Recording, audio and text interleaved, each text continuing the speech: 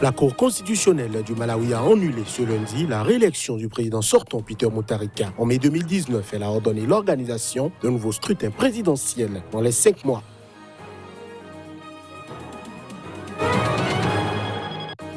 L'ancien président Daniel Arap Moi, qui a dirigé le Kenya d'une main de fer entre 1978 et 2002, est décédé mardi matin à l'âge de 95 ans. C'est ce qu'ont annoncé l'actuel président Uhuru Kenyatta et la famille du défunt. Le haut-commissaire de l'ONU aux réfugiés, Filippo Grandi, a visité le camp de Goudébou, Burkina Faso, où des Maliens ont trouvé refuge. Filippo Grandi presse pour que ce phénomène de migration soit résolu. Sarah Sil.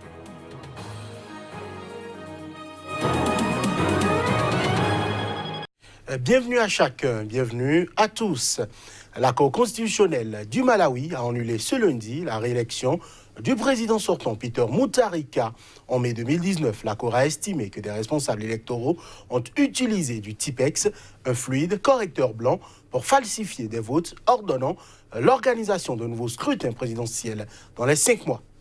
Nous considérons que Peter Mutharika n'a pas été dûment élu le 21 mai 2019. En conséquence, nous annulons les résultats de l'élection présidentielle, a décidé la Cour dans un jugement de 500 pages. Elle a ordonné l'organisation d'un nouveau scrutin présidentiel dans un délai de 5 mois. La Cour a également noté que seulement un quart de procès-verbaux du vote avait été vérifié, un sérieux manquement qui porte atteinte aux élections.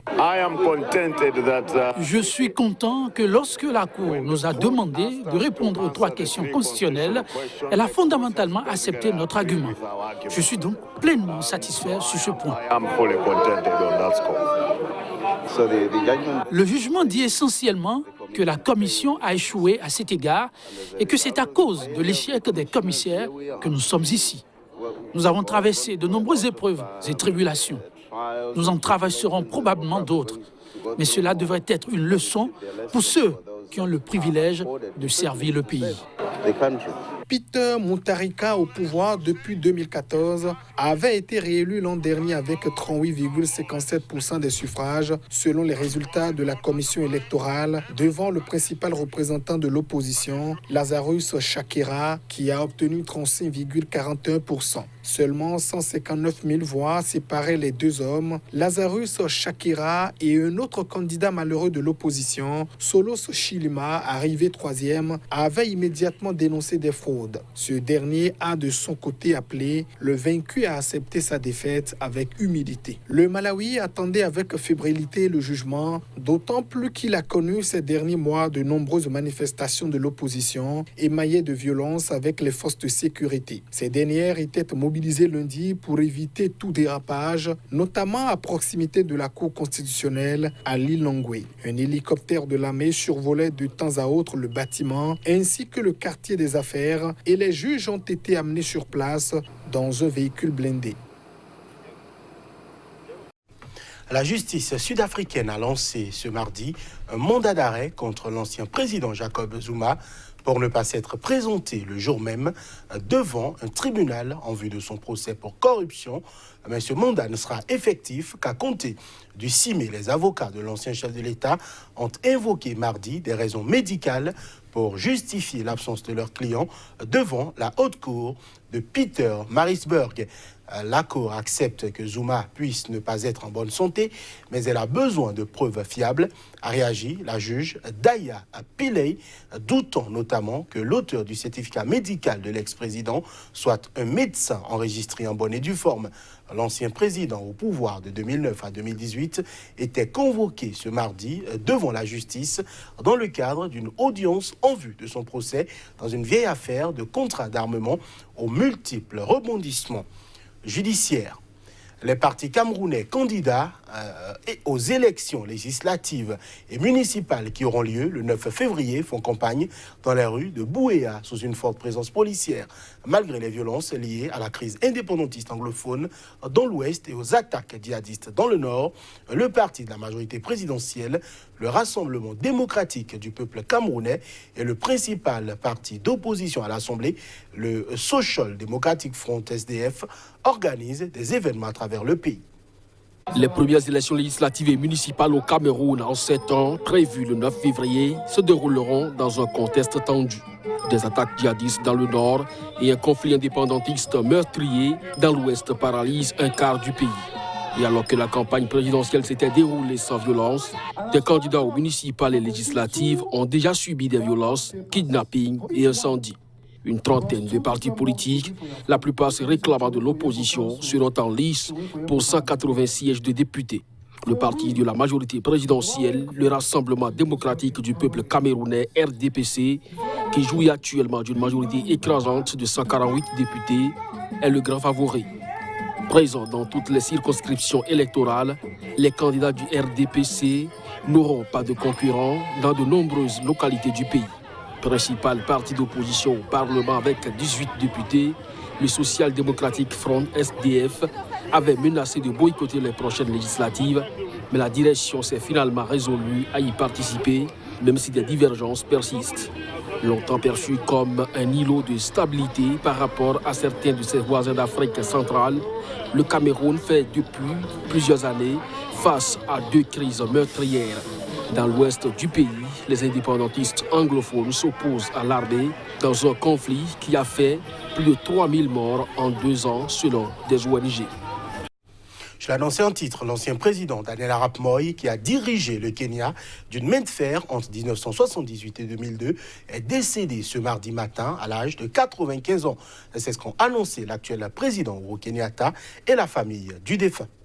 C'est avec une profonde tristesse que j'annonce le décès d'un grand homme d'État africain, son Excellence Daniel Arap Moi, le 2e président du Kenya, a indiqué Uhuru Kenyatta dans une proclamation présidentielle écrite. Daniel Arap Moi, instituteur de formation, avait succédé au père de l'indépendance, Jomo Kenyatta, lui-même père d'Uhuru, à la mort de celui-ci en 1978. Il a été un des leaders dans la lutte pour l'indépendance du Kenya et un fervent panafricaniste à louer Kenyatta. Le président du Kenya a ordonné que le pays observe un deuil national jusqu'aux funérailles qui seront des funérailles d'État et dont la date doit encore être déterminée. D'ici là, les drapeaux seront hissés à mi-mât sur tous les bâtiments publics en signe de respect. L'ancien président est décédé aux petites heures du matin ce 4 février 2020 à l'hôpital de Nairobi en présence de sa famille, a ajouté la même source. Un des enfants de l'ancien président, le sénateur Gideon Moi, a confirmé ce décès à 5h20 mardi matin. Il est décédé paisiblement, j'étais à ses côtés et en tant que famille, nous avons accepté sa mort. Le long règne de Daniel Arap Moi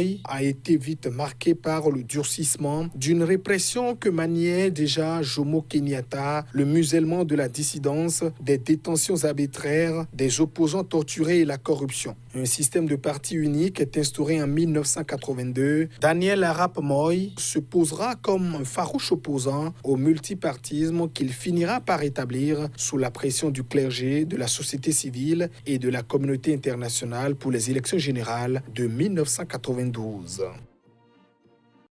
Le haut-commissaire de l'ONU aux réfugiés, Filippo Grandi, a visité le camp de Goudébou, Burkina Faso, où des Maliens ont trouvé refuge. Filippo Grandi presse pour que ce phénomène de migration soit résolu à sa racine. Bien sûr, le pays tout entier vit une urgence.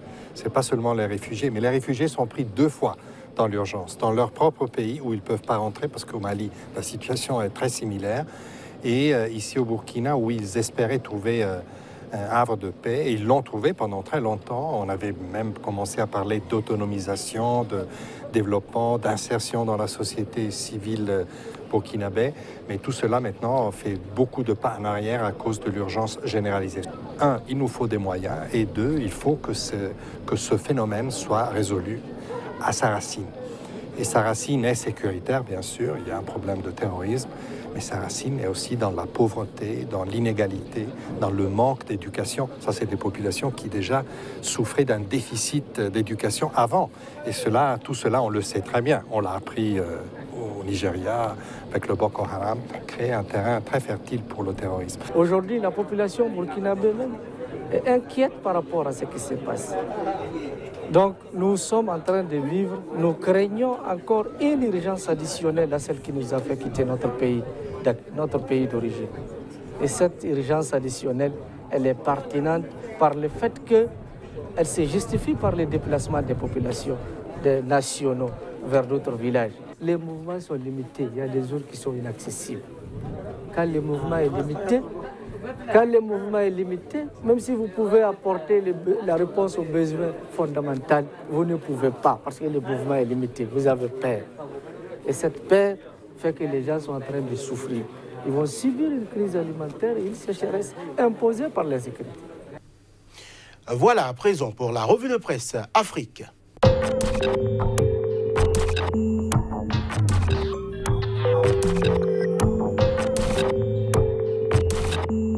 Bonjour à tous et bienvenue dans la revue de presse Afrique du jour. Au Togo, Togo Matin affiche en manchette « Énergie solaire, Fort Yassingbe lance les travaux de construction de la plus grande centrale de la sous-région. Liberté à présent, contribution de SADD pour des élections transparentes au Togo. 2007 et 2013 montrent que l'opposition dispose de plus de voix pour gagner une présidentielle non frauduleuse. Au Sénégal, l'AS affiche en titre « Recommandation des rapports de la Cour des comptes », Macky demande leur application intégrale. Même actualité avec Sud Quotidien, exploitation des rapports de la Cour des comptes, les droits de l'homiste à couteau tiré. Direct News croit savoir et titre « Boun Abdallah Dionne sur le départ, Aminata Tall en pole position ». Le Témoin de conclure en s'interrogeant « Gestion des ressources publiques, faut-il brûler les corps de contrôle ?» En Côte d'Ivoire, Le Jour Plus affiche en manchette « Présidentielle 2020, Mamadou Touré, porte-parole adjoint du RHDP. Le RHDP est la seule alternative crédible. » Aujourd'hui, sur une autre actualité, au meeting du RHDP le week-end dernier, les apprentis sorciers.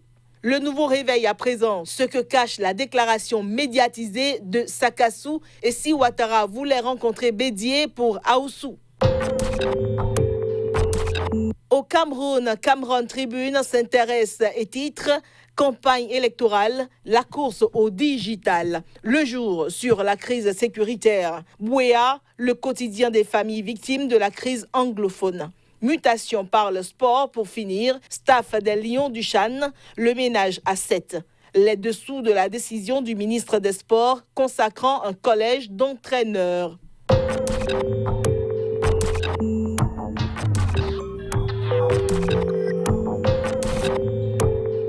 Ce sera tout pour ce journal.